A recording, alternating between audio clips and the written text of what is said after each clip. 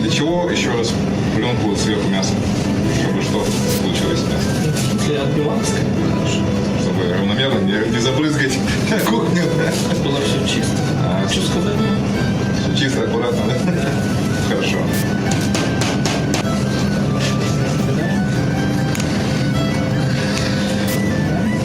Так, теперь вложили ее. Сейчас Готовим начинку. начинку. Ура! Берем примерно по грибочка. Вот, это у нас шампиньоны, если кто не в курсе. И порубаем их волтиками. Сыр на крупной терке натирается. И сливочное масло. Сливочное. Жарятся грибы, идет нарезка репчатого лука. Добавляем тоже грибы. Болгарского перца и рубим соломкой. Добавляем сыр. Уже обжаренные грибы, прям сыр У нас идет сливочное масло. и масло. Две оставшиеся горки. Теперь это нужно все тщательно перемешать.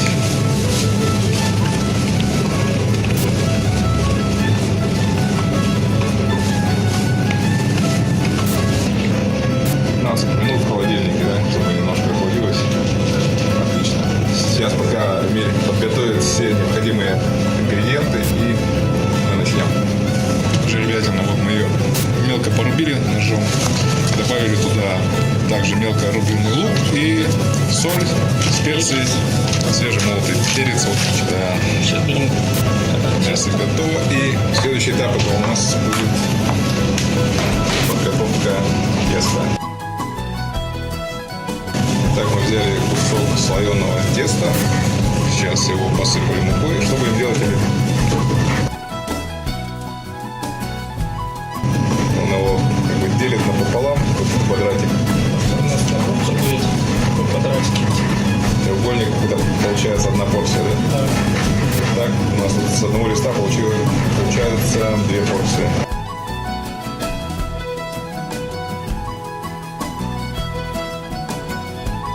Так, верхнюю часть раскатывать не надо, только вот основание треугольника получается слегка. Так, значит, примерно 100 грамм. Класс. Да, да.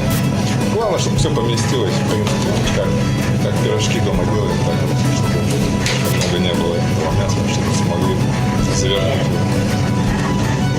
Теперь выкладываем мясо на непосредственно тесто.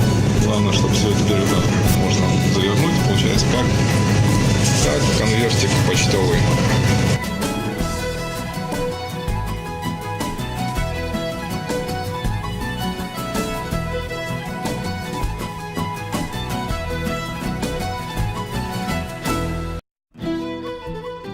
Яйцо. И сверху покрывается кисточкой. Смазываем наш пирог, чтобы получилась такая хрустящая корочка, видимо, да? Да, да. У нас получится красиво. Будет такой яркий, золотистый.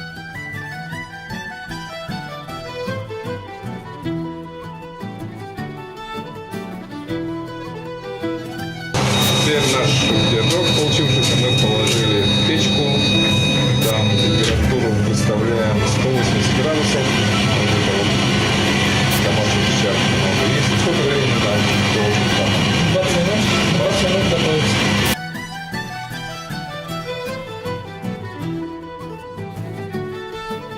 Да, вот то, что лежало в холодильнике, Просто сворачиваем маленький шарик. это были грибы, шампиньоны, масло и сыр. Мы берем, до этого мы отбивали куриную грудку. И Мы заворачиваем шариком. Все. отлично. Просто яйцо одно и панировка нам нужна для этого. Мы просто сейчас чуть-чуть будем обжаривать. А панировка это что? Сухари?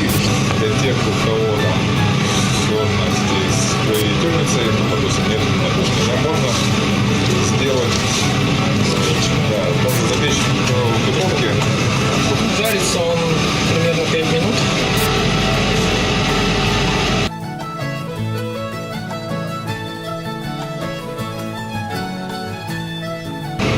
После того, как мы вынули наш шарик из фритюра, его необходимо довести до готовности в духовке.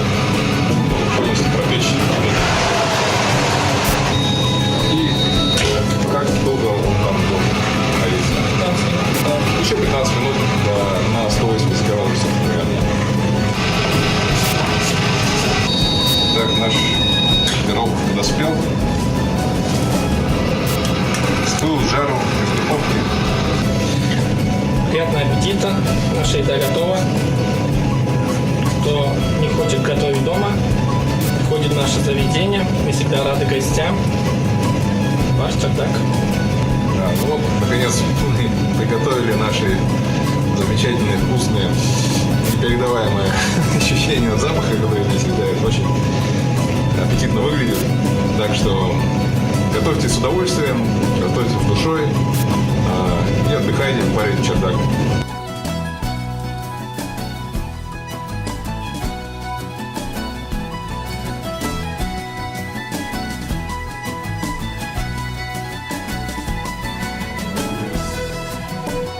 Вот так вот выглядит шотландское яйцо изнутри.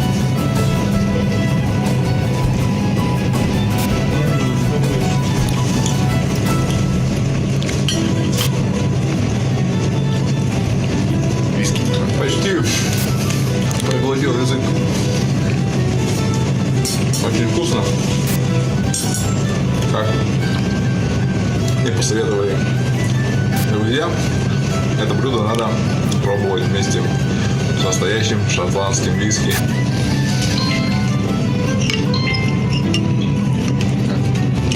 Вот, смотрите. Вроде все очень вкусно, аппетитно выглядит.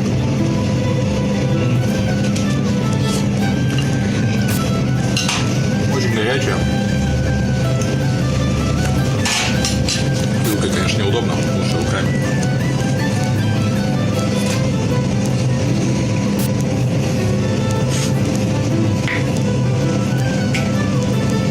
Прямо обжигающе тает во рту. Тесто такое сочное, считаю. Даже не ощущаешь, как будто ты его съедаешь. Натурально вот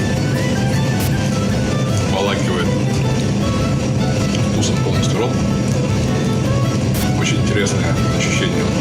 Советую вам приготовить и попробовать это самим.